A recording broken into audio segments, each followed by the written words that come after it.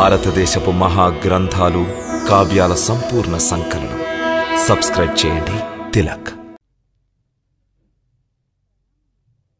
ప్రణామం మహారాణి.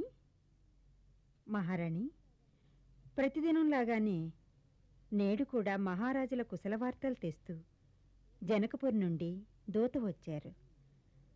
కానీ నేడు మహారాజులు తమరికి ఒక ప్రత్యేక పత్రిక పంపించారు. ప్రత్యేక పత్రిక? అవును మహారాణి.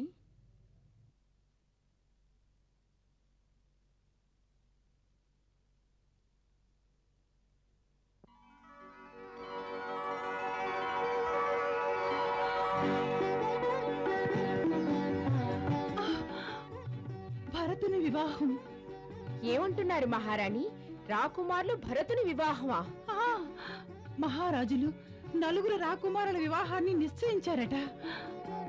అరే, ఎక్కడికి పరుగులు తీస్తున్నావు? ఇలా మధ్యలో అలంకరణ వదిలేసి నీ శోభ కోసం నగలు తీసుకొచ్చాను. అడ్డులే మందరా, ఈ సమయంలో మాకు అలంకరణ ముఖ్యం కాదు తెలుసా? నీకు బాల్యం నుండి అలవాటే కదా ఇలా అలంకరించుకుంటూ మధ్యలో పారిపోవటం. ఇంత పెద్ద రాణి అయ్యావు, నీకు ఇప్పుడు ఇంకా బాల్య చేష్టలేనా? బాల్యమా? ఇప్పుడా? ఏ మందరా, ఇప్పుడు మేము అత్తలం కాబోతున్నాము. మహారాజులు భరత, లక్ష్మణ, శత్రుఘ్నుల వివాహం నిశ్చయించారు. వివాహమా? మా భరతుని వివాహమా? మేము ఈ శుభ సమాచారాన్ని మా అక్కగారికి అందజేస్తాం. వినండి వినండి వినండి, వివాహం, మా భరతుని వివాహం, మా భరతుని వివాహం. అక్క అక్క, జనకపురి నుండి మహారాజుల సందేశం వచ్చింది. జనకపురి నుండా? వారు కుశలమేగా? వారు కుశలమే. ఇదిగో మీరే చదవండి. నీవు చదివావు కదా, నీవే చెప్పు కైకేయి. అయితే వినండి, ఈ వార్త వింటే ఆశ్చర్యపోతారు. మహారాజులు రాముడితో సహా లక్ష్మణ, భరత, శత్రుఘ్నులకు కూడా వివాహం నిశ్చయించారు. నిజంగానా? ఏమిటి, నిజంగానే మన మహారాజు మన నలుగురు పిల్లల వివాహం ఒకేసారి నిశ్చయించారా? అదేగా కైకేయి చెప్తోంది. తాను చెప్పేది పూర్తిగా మేమింకా వినలేదు. ఎక్కడ, ఎవరితో ఈ ముగ్గురు వివాహాలు జరుగుతాయట? ఎవరి కళ్యాణం ఎవరితో జరుగుతుంది? లక్ష్మణుడి వివాహం మహారాజు జనకుల కనిష్ట పుత్రికైన ఊర్మిళతో. మరి భరత శత్రుఘ్నులకు? మహారాజు కుశధ్వజుని కుమార్తెలు మాండవి, శృతకీర్తులతో. అలాగా?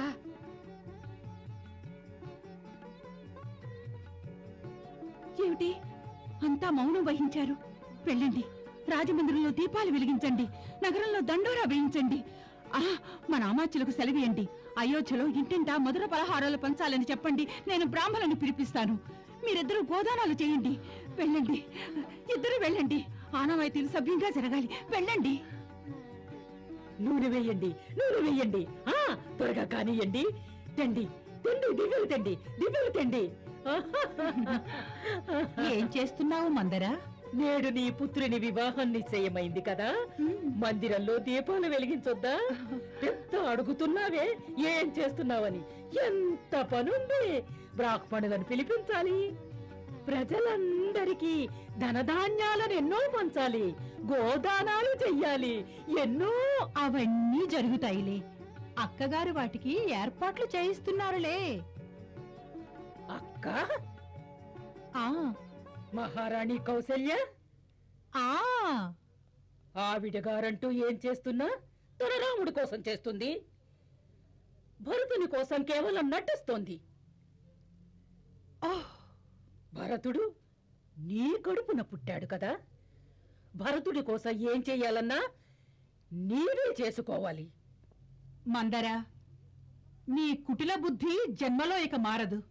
అక్కగారికి మాకంటే ఎక్కువ వాత్సల్యం భరతుడంటే.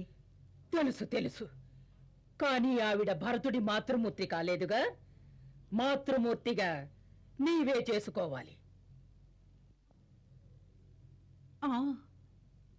ఈ మాటే అక్క మాతో సెలవిచ్చారు. ఇప్పుడు అర్థమైందా? ఇప్పుడు నీవు ముందుగా నీ తండ్రి గారు మహారాజు అశ్వపతికి వార్త పంపించు. చూసుకో, సందేశం అందగానే సకల కైకేయి దేశం దీపాలతో అలంకరించబడుతుంది. భరతుడు సాధారణ రాజకుమారుడు అనుకుంటున్నావా? వాళ్ళ తాతగారిలా వేడుకలు ఎవరు చేయగలరు? నేను నిజం చెప్తున్నాను. ఈ సందేశం అందగానే మీ తండ్రి గారు మీ సోదరుని ఇక్కడకు పంపిస్తారు. నిజమే, మా పితృశ్రీ పరమానందం చెందుతారు.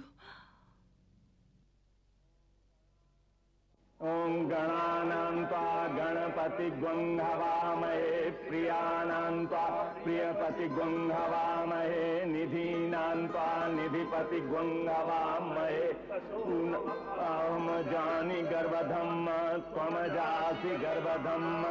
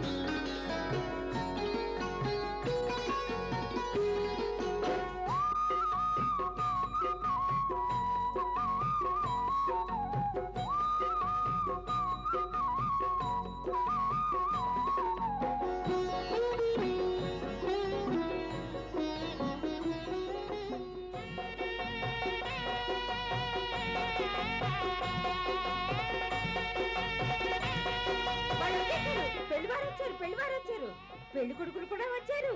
పెళ్లివారు వచ్చారా? ఆగు సోదరి, నేను వెళ్ళి చూసొస్తాను. రండి రండి రండి, వెళ్ళి చూద్దానండి.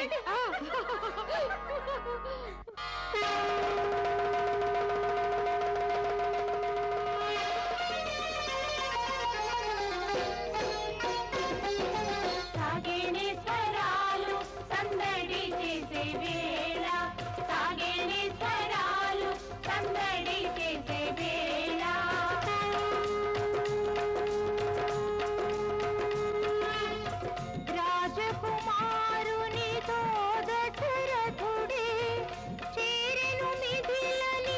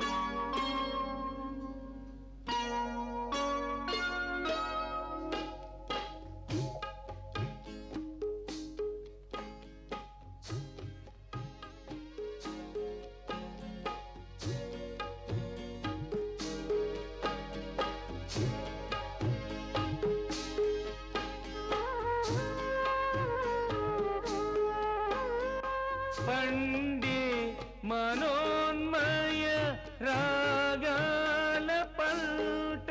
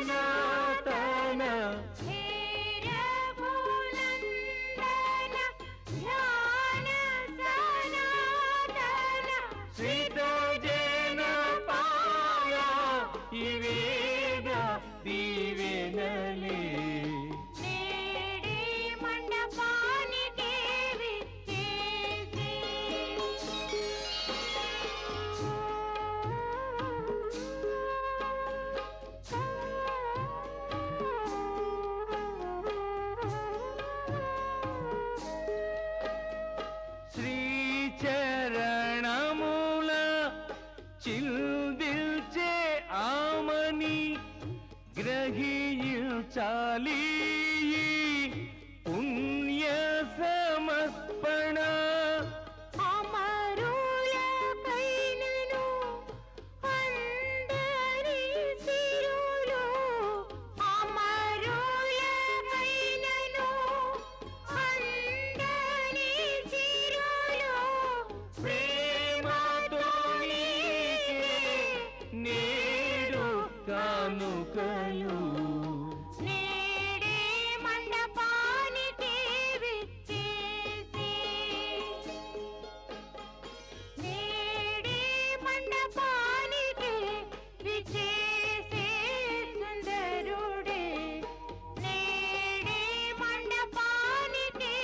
దయచేయండి, తమ తమ ఆసనాలు అలంకరించండి.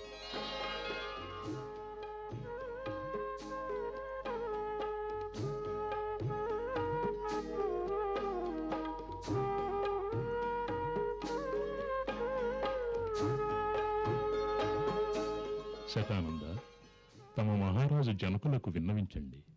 సీతాకుమారిని కళ్యాణ మండపానికి రప్పించండి. తమ ఆజ్ఞ మహర్షి.